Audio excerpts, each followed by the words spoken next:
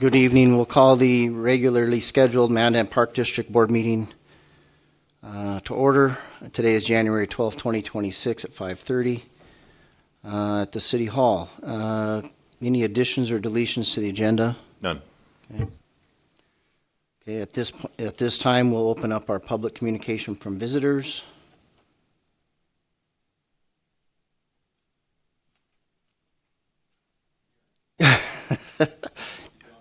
If you'd like to. Okay, can you come up to the mic? And please state your name and address. My name is Rick Tentis. I live in 704 8th Avenue, Northwest, Mandan. Okay. Welcome, Rick. Hi. I just thought I'd mention something that you guys might want to take a look at. And that is, with all these electric bikes running around, and they're using the bike path, which is fine. Oh, yeah. Using the bike path is fine, but you have these guys that want to go 30, 35 miles an hour in those bikes, and you have women walking those paths with strollers and children. I don't really know what you guys are going to do about it, but it's an accident waiting to happen. So that's really about all I had. Okay. Thank you, Rick. I know Cole and I have talked a little bit about this probably a month or so ago, I suppose. Yeah. So President Meskin, commissioners, along with Mr. Tennis, we have researched this, and by law, they are legal Class 1 and Class 2. Now, we all know that they're doing some retrofitting after they purchased them, and they're definitely hitting high speeds. We've had conversations with the city police department in regards how we could enforce this, and it's like everything else. You can't be everywhere and anywhere, but signage is only as good as people want to read it, unfortunate. But I agree with you. It is an issue that we got to try to figure out a solution, because it's going to take someone to get in an accident. But I had a call today from an elderly couple wanted to get e-bikes, and I said, as long as they're Class 1, Class 2. But I can't tell you the difference between a Class 3 or a Class 2. Just they all look the same to me. What, is it just speed? It's speed. Okay. All right. Okay. I know there's one individual that drives, I see him all the time down at the golf course on that path there, and he's also got a big boom box hooked up to his back end. That guy is going over 30 miles an hour, easily. Yeah. I'm not making a racial statement or anything, but I'm just identifying the guy, and he's heavyweight and he's black. So, I think, we talked about it a little bit. I know you've checked with that, I guess, as far as, I don't know how fast Class 1 and Class 2s go. They are considered motorized, though. It is an electric, all of them are motorized vehicles, and I know we do have signs stating that. Have we had any accidents, Cole, that you're aware of on our? Not of that type of vehicle, but again, the e-bikes are considered legal through the federal government because they do have a pedal portion and they have electric assist. But Yep. We all know that there's Right. gas powered and 100% electric ran bikes. That's the difficult part, is how to police that. I think we, Tell you about my own experience that happened. Rick, can you come up to the mic, please? Thank you. The one experience I had that was very negative with them was up at Sunrise Park there, or Sunset Park. And there's one section of that path that it's got a big curl in it, like an S curl. And I'm coming around, I'm walking up the hill, and I could see those guys. They were coming down. There was a man and a woman on those e-bikes. And there's an area there where they disappear. And they didn't see me because of the configuration of the path.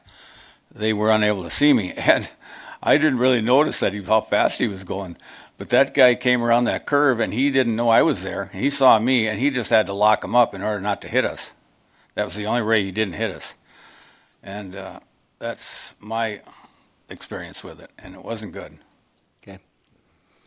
Well, thanks, Rick. I know we'll continue to have talks about it and see where we're at legally and what we can and can't do. So, all right. Seeing no one else in the crowd, we will close that portion of our meeting. If we could look to get approval of the December 8th, 2025 regular meeting minutes. I'll make a motion to approve the meeting minutes from December 8th, 2025. Motion by Commissioner Melhoff, I'll second. Second by Commissioner Freilich. Any further discussion? Hearing none, all in favor say aye. Aye. Aye. Opposed? Motion carries. Okay, item number 1, consider for approval the second and final reading of ordinance 1058 to adopt signature threshold for petitions for candidates to the Board of Park Commissioners. We had our first reading at the last one.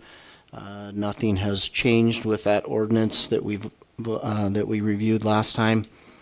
I guess if everybody's, basically it states that it reduces the amount of petition signatures to match that of what our city does due to the legislative session a few years ago, not this last one. And in order to be congruent with them and reduce it, not to a percentage, but to a number of 125. Is that correct, Cole? Yeah.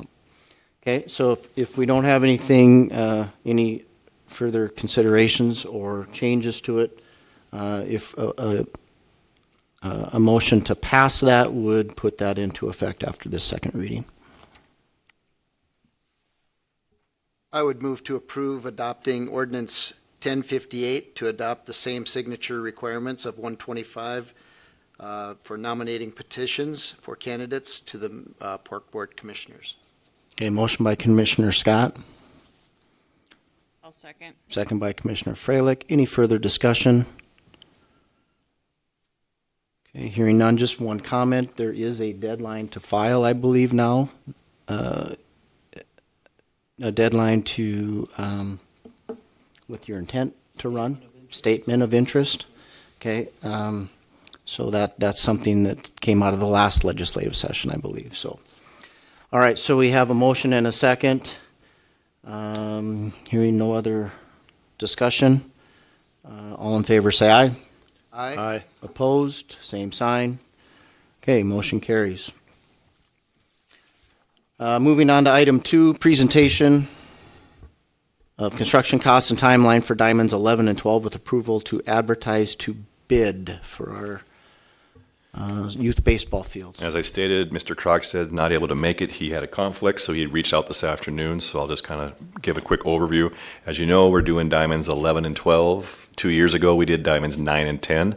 The Mandan Baseball Club is 100% funding this project. I reached out to them on Friday to make sure that these cost estimates that are estimated at right around $2.4 million, with depending on which bid they go with, that they are supportive of that, and they have give their written verbal approval that they do support for this project to move forward.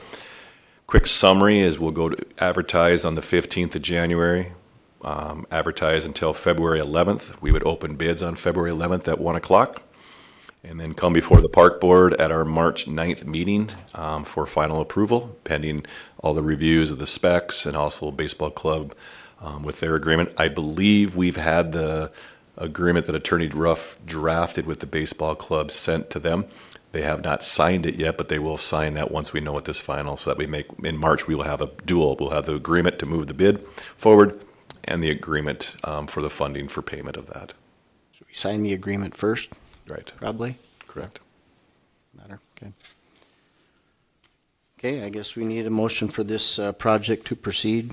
Thanks to our partner, Mandan Baseball Club, who's done a phenomenal job out there.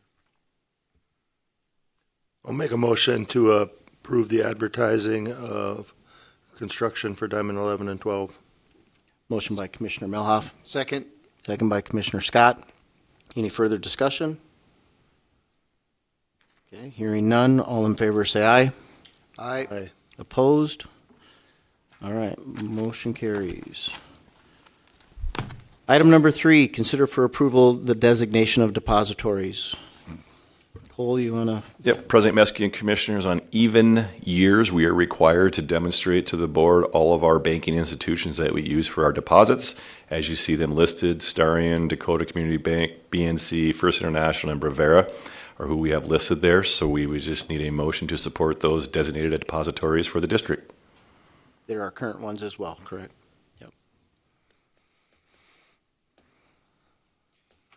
I'll make a motion to designate as depositories for the district's public funds, Starion Bank, Dakota Community Bank and Trust, BNC, First International Bank and Trust, and Bravera Bank.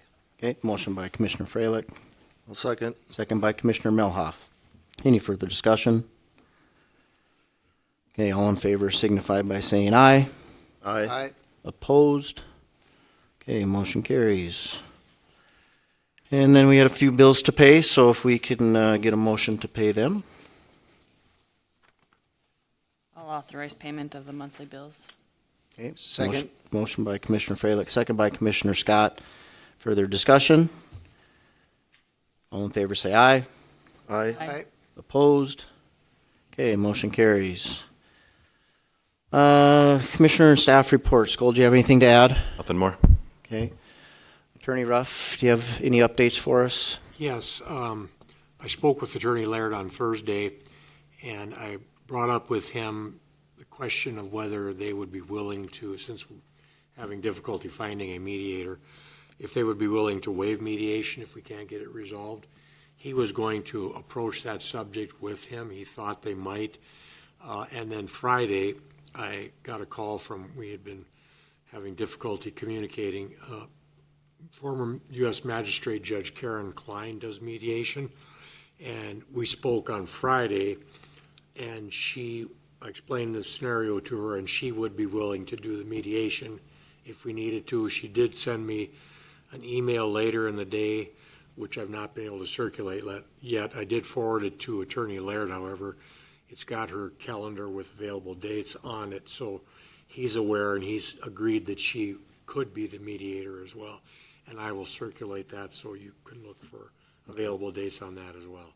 Okay. And you had mentioned, I think, one time the complexity of ADA has been difficult to get that mediator. Is that- That's part of it, the contract and the complexity of all the ADA requirements. It's not a normal mediation for a personal injury case or a simple breach of contract or a domestic divorce situation. It's more complex than that. So several that I talked with, they shied away from it because they didn't want to have to delve into all of that. Okay.